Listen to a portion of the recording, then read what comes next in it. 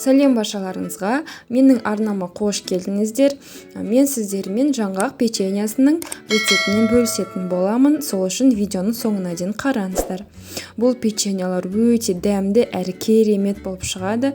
Дастарханға да қойғанға өте әдемі болып көрінеді. Менде осы жаңғақ печеньяларын 2 жұмыртқамен пісіргенде 30 данадай шықты. Бізге ең алдымен 2 жұмыртқамызды ыдысымызға жарып аламыз, үстіне қан қосып, венчиктің көмегімен араластыратын боламыз.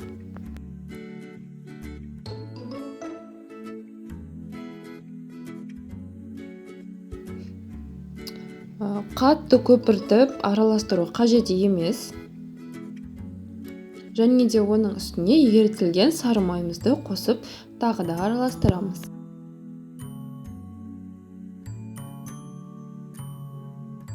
Осы сұйық массамыздың үстіне ұн саламыз. Қопсытқыш салып, венчиктің көмегімен бір араластырып аламыз.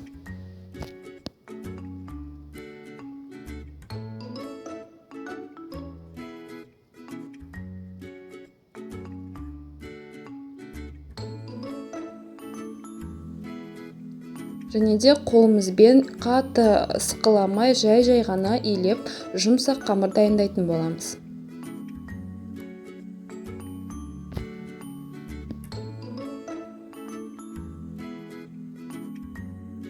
Міне бізде жұмсақ қамыр дайын болды. Енді осы қамырымызды целлофанға салып, мұздатқышқа 1 сағатқа қойып қоямыз. Қамырымыз мұздатқышта тұрды. Енді осы қамырымызды фундук, яғни кішкене ғана жаңғақтар тәріздес етіп дөңгелектеп алатын боламыз. Міне біздің дөңгелек қамырларымыз дайын болды. Оны қызып тұрған мультипекарымызға салып, 5-6 минутта пісіріп аламыз.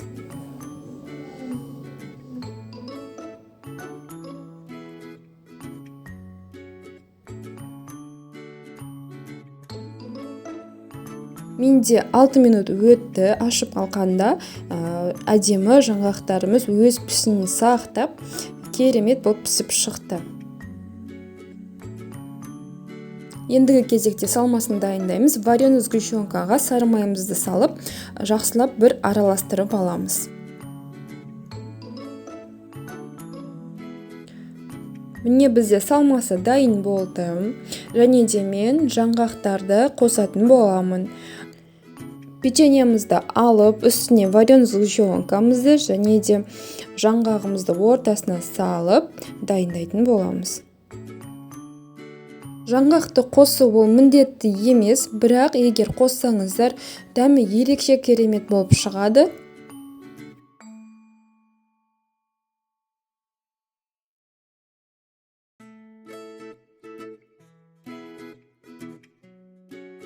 Осы жаңғақ печеньясын балалық шағымыздың бір символы ретінде қарастыруға да болады. Егер де сіздерге видео ұнаса, соңына дейін көрген болсаңыздар, лайк басып, тіркеліп кетуді ұмытпаңыздар.